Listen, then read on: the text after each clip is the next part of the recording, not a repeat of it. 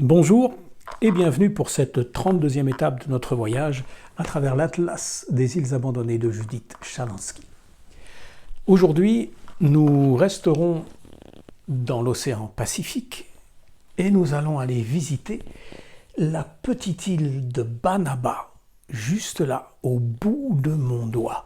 C'est une toute petite île de 6,5 km carrés pour une population d'environ 300 habitants.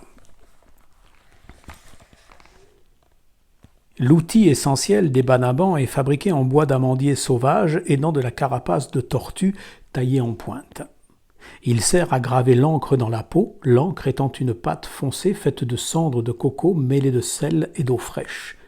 Le style des ornements est prescrit avec la plus grande rigueur. Il s'agit de lignes simples, doubles, droites et courbes, d'où partent des plumes. La tête, les jambes et quasiment tout le corps sont tatoués en guise de préparation à l'au-delà.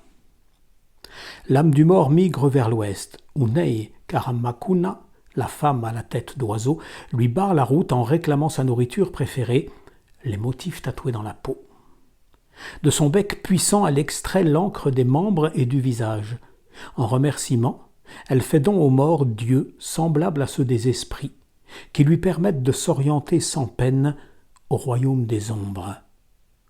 Mais aux non-tatoués, elle arrache les yeux à coups de bec, les condamnant à errer, éternellement aveugles. Les banabans n'enterrent pas leurs morts, ils laissent les cadavres exposés devant leur hutte jusqu'à ce que la chair se décompose, alors seulement ils lavent les ossements dans la mer. Le crâne est conservé séparément. Les ossements du corps sont enfouis sous la maison et le crâne sous la pierre des terrasses où les jeunes gens jouent avec les frégates.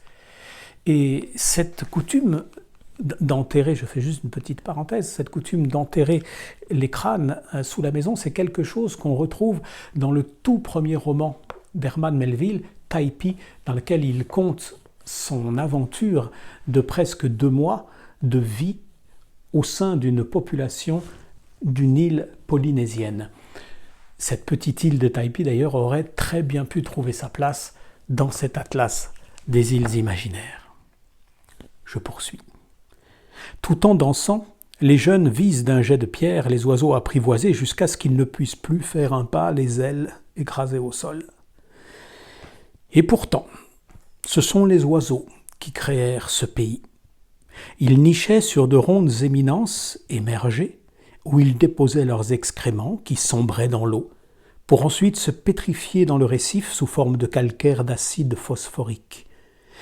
Et c'est cette couche de plusieurs mètres qui s'éleva lentement au-dessus du niveau de la mer, édifiant cette île de pur phosphate. À demain.